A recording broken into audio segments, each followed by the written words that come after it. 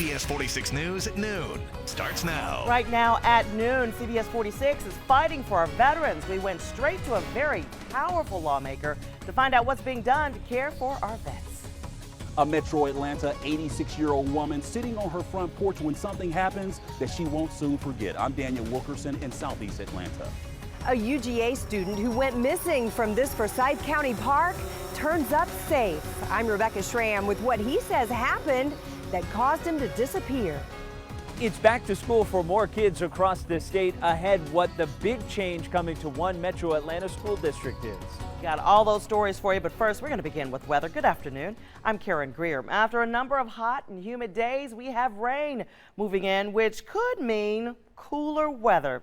Great look right there. Meteorologist Molly McCullum, though, is tracking our changes. Good afternoon, Molly. Good afternoon. It's going to take a while for the changes to start to take place. It's still very hot outside right now, but we don't have those heat index values approaching the triple digits like we did this time yesterday. It feels like 93 in Atlanta, but Carrollton still feels like the 80s outside, as well as Canton. It feels like 90 right now in Gainesville. We have a little bit of cloud cover across Midtown right now, some patches of blue sky, and we're going to continue with some nice weather for the next couple of hours across the Midtown area, across the Atlanta metro, before some showers and storms move in this afternoon. We already have a few thunderstorms across Fannin County, stretching over into Union County, just to the north of Blairsville. We'll continue to watch these, but right now they're just heavy downpours, as well as some lightning, with the rest of us very quiet. But that's going to change. Our next storm system is getting closer and closer out of the northwest, and we're going to start to see some differences this afternoon in the form of some strong to potentially even severe thunderstorms.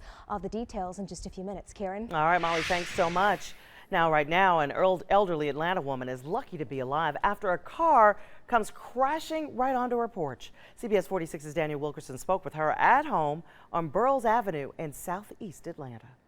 Mary Bledsoe takes pride in her front porch like so many elderly people. She spends a lot of time out here. You can see there's so much character, items there that she has collected over the years, but you don't have to look far to tell that there was trouble. On the ground, broken glass, and if we swing around this way, you can see part of the wall is starting to give in. She tells me that the car came from this direction. You can see the fire department has boarded that up. But the scary part in all of this, she tells me minutes before this happened, she was sitting on this couch. Yeah, I heard it when I was inside. Mary Bledsoe, It sounded like boom. is 86 years old. This is where I sit every night. She's lived in this Southeast Atlanta neighborhood And it happened I had wanted to go in and look at something on TV. for a very long time. I've been here 52 years. She spends a lot of time on her enclosed front porch. You could call her the unofficial neighborhood watch. She's seen a lot, but even for her, this was a close call. Nothing happened like this before. A driver tells police a car ran a stop sign nearby, And we thought it was something happening down the street. and to avoid an accident, that driver swerved and went straight into Bledsoe's home. And when we opened the door, the car was stuck down here. Apparently, the driver lives in the area. Bledsoe says inside the car were a woman, a man, and a 3-year-old child. I'm going to say this. A bizarre situation for her, for sure. My flowers and my big pots gone, broke up. One that could have ended a lot worse. I'm blessed. In Southeast Atlanta, Daniel Wilkerson, CBS 46 News. Wow. Right now, one person is being questioned following a deadly shooting in Duluth. We brought you the story as breaking news yesterday. Investigators say a 28-year-old woman was killed inside an apartment on Club Place. The 25-year-old man being questioned is said to be cooperating with police. The names of the victim and that man have not been released. Right now, new details on a breaking story you saw here at noon yesterday. 4 men are in jail after a mobile pill mill bust in Walton County. This all began Monday night when a deputy noticed a U-Haul truck and an SUV backed right into a wooded area on Jacks Creek Road. According to investigators, the 4 men were in the process of setting up a clandestine drug lab. Now take a look at someone normally trying to rob a bank, right? Tries to disguise their face using pantyhose, a mask, something like that. But this suspected bank robber really dressed up for the part. Carrollton police want your help to identify him. If he looks familiar, investigators say he held up the SunTrust Bank right on South Park Street yesterday afternoon. Police believe he may have left in a silver or gray Nissan Murano or a Rogue with a dealer tag. It's a story you'll see only on CBS 46. A candidate's campaign for the State House could be in jeopardy. That's because the CBS 46 Bulldog found she may not have been telling the truth. Deanna Harris is running for a State House seat in Marietta. While state law bans anyone from holding office if they were convicted of a felony in the past 10 years. We've learned she was convicted of a felony in Florida with that time frame. Harris says her legal team told her she could qualify and run despite that conviction. Because of the Bulldogs' questions, though, Georgia's Secretary of State is now investigating to determine if Harris will remain on the ballot. We will, of course, keep you posted and updated on this story. Right now, investigators in Forsyth County are trying to piece together what happened during the time a teenage jogger was missing. After an exhaustive search in Forsyth County, Byron Grogan turned up safe overnight. CBS 46's Rebecca Schramm is learning what he says happened to him. When word got out that 19-year-old UGA sophomore Byron Grogan had gone for a run Monday evening and didn't return, volunteers started showing up at the Chattahoochee Point Park to help look for him. We truly were thinking that because of the Chattahoochee River that we would find this 19-year-old in the river sometime today. Forsyth County Corporal Doug Rainwater tells me they were planning to resume the search at daylight, but they didn't have to. At about 2 a.m., 27 hours after his disappearance, Byron showed up on foot at his parents' home near Suwanee. He told his family and investigators he'd gotten lost and that he slept in the woods. Detectives left the emotional reunion and said they'd ask him more questions later. Investigators say at this point it doesn't appear anything sinister happened here. The park covers more than 100 acres, and there are a number of winding trails. They also point out that there's a lot of thick brush here, so if he was sleeping in the woods, even a helicopter with thermal imaging might not have spotted him. So there were 100 different places that somebody could be laying down, unconscious, injured, hurt. We know while Byron was missing, detectives found in his car his phone, wallet, and key fob. What a lot of joggers do and runners, they'll take the hard key to your car and stick that in your pocket. So everything fit for him to be out jogging or running late at night. It was cool, it was hot the day before. So we're checking everything, but we're going to give the family a chance today to just embrace their 19-year-old. He's about to start college, his sophomore year, get all those things together and just rest. Knowing their son is safe. In Forsyth County, Rebecca Schramm, CBS 46 News. New at noon, an Ackworth woman discovers why there was a bear in her backyard early this morning. Kelly Westerman posted this video of the bear on social media. It made a beeline for the bird feeder. It was helping itself to the food there. The easiest way to make sure you don't find a bear in your yard is to make sure they can't get to any sources of food, including your bird feeders and, of course, those trash cans. Making sure students have the energy to learn. Coming up, why one school system is working to make sure their kids aren't going hungry. And Georgia Senator Johnny Isakson talks about problems facing American veterans and what he is doing to fix them. We'll be right back.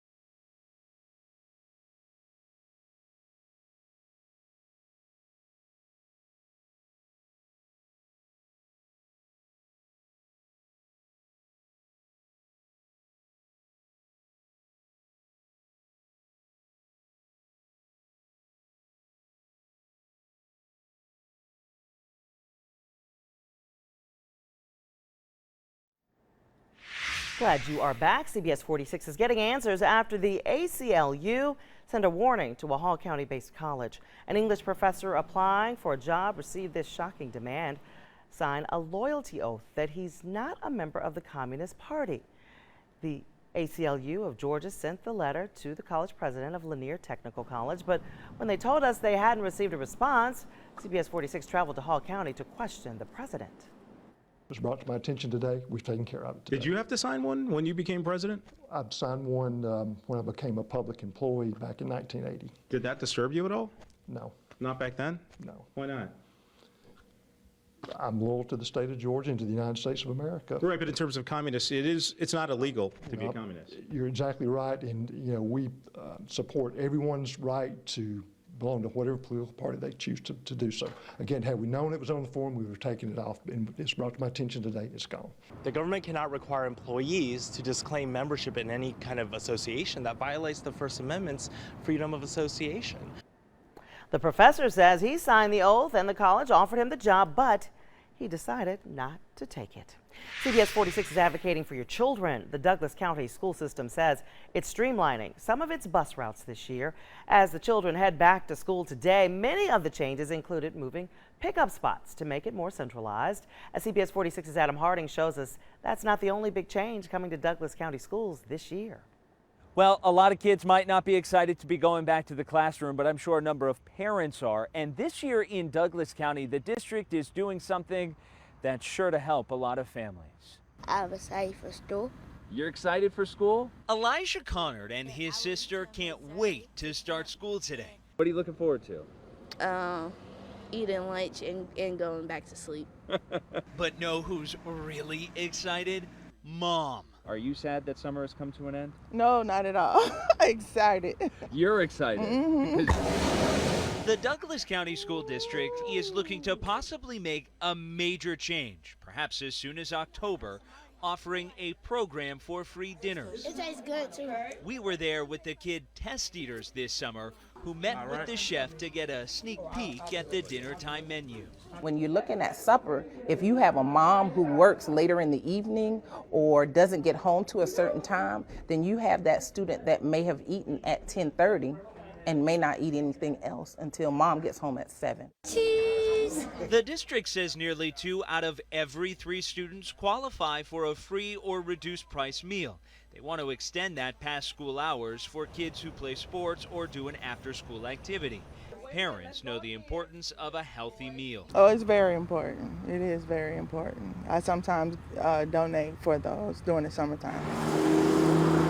The district is also tweaking some of its 250 bus routes this year, but they say have no fear.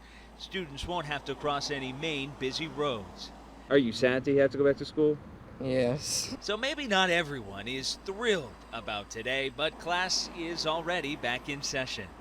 In Douglasville, I'm Adam Harding, CBS 46 News.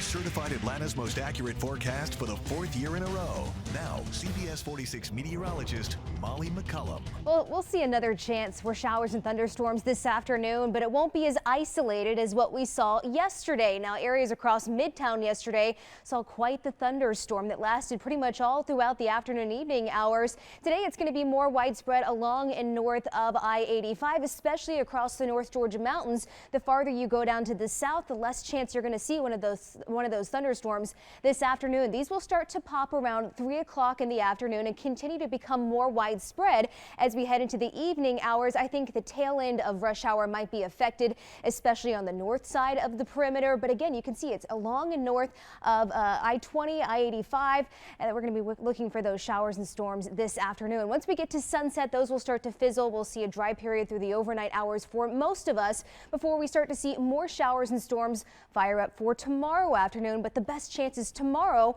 will be west of Atlanta across the Alabama and Georgia border, but a good chance that at least some of us are going to see some showers for tomorrow and then continue through Friday, Saturday, Sunday. And that's going to lead to anywhere from 1 inch to 2 inches of rain across our area. But I think 1 inch is going to be the average for most of us, not the heavy downpours and flooding like we saw last week. All of this is from an approaching storm system out of the northwest, already starting to fire up some storms in the Tennessee Valley. As this gets closer and closer to Georgia, that's why we're going to watch our rain chances and thunderstorm chances start to increase. We already have a few thunderstorms across Union counties, kind of splitting the difference right now between the Blairsville area, but I don't expect these to last for too much longer. The rest of us are dry right now. And look at Marietta Square right now. Kennesaw Mountain in the distance. It is beautiful outside, but it's already hot outside. It feels like 93 in Atlanta, 93 in Athens is our heat index, and 91 in Noonan. We're going to continue with those really brutal heat indexes this afternoon.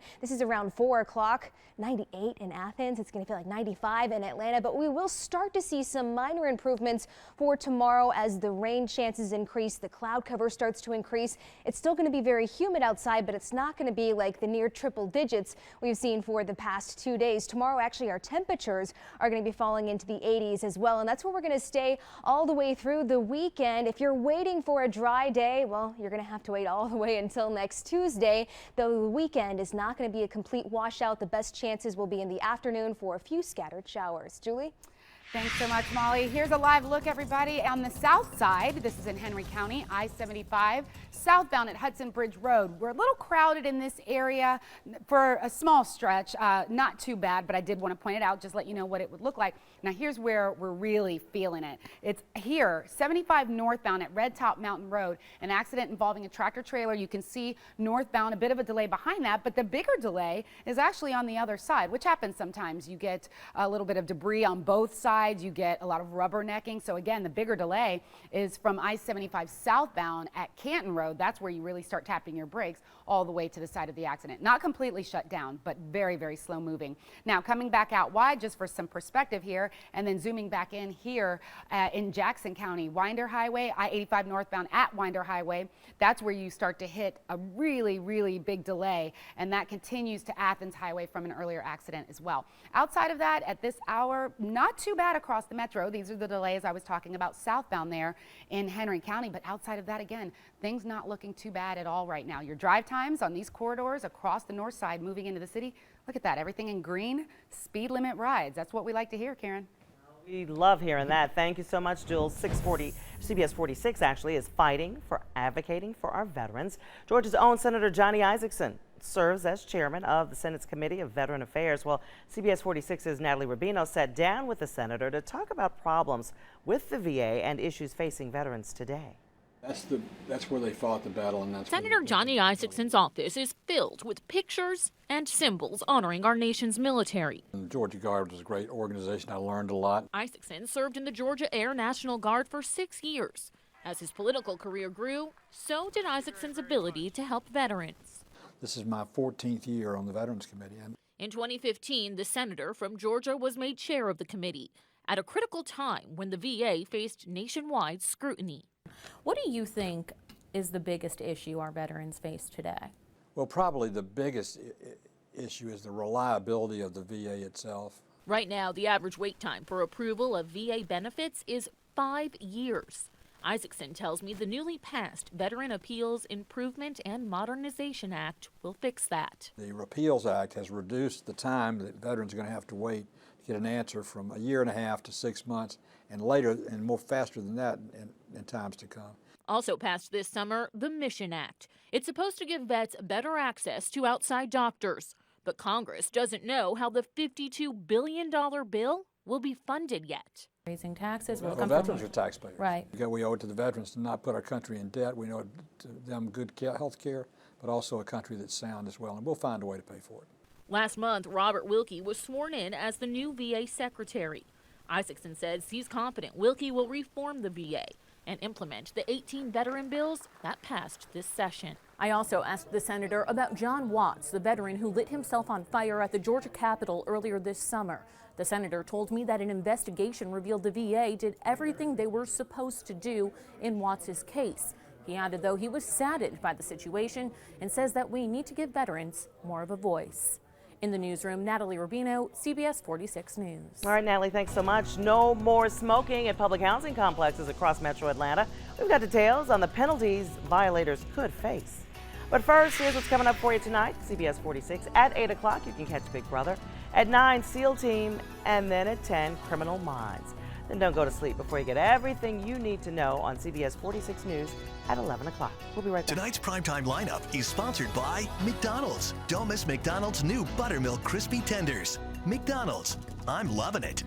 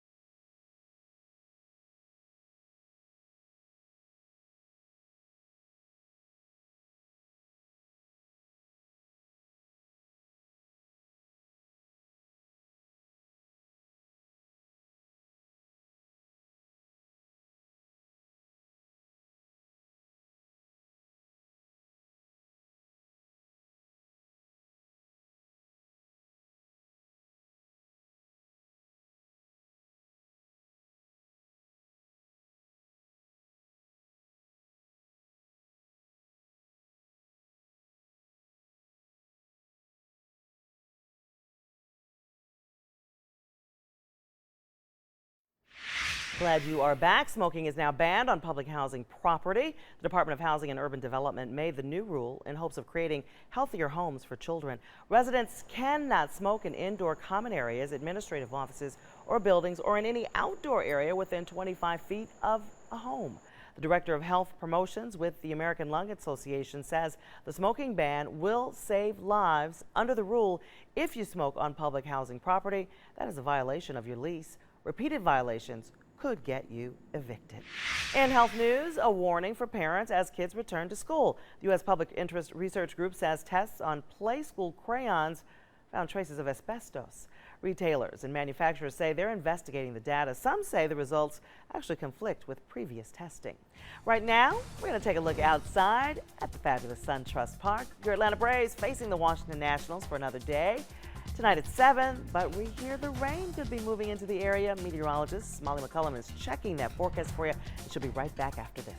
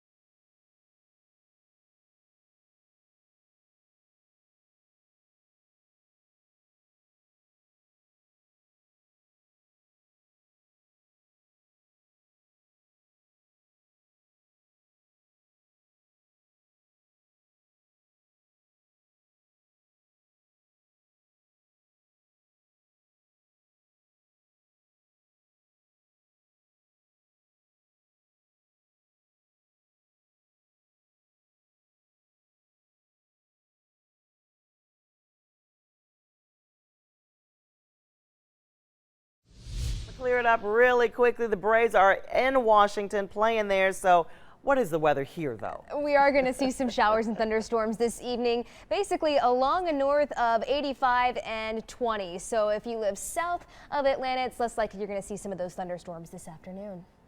All right, and of course, there's always something on the downtown connector, right? So you can see there, right lanes blocked. 4 cars in this accident southbound on the connector at 14th Street. All right. Yeah, always a mess. And once again, Braves at the Nats tonight. Thanks for watching CBS 46 News at noon. Come back this afternoon at 4 o'clock with the CBS 46 News team. But first, Atlanta Plugged In, and then the Young and the Restless. Hope you have a wonderful Wednesday.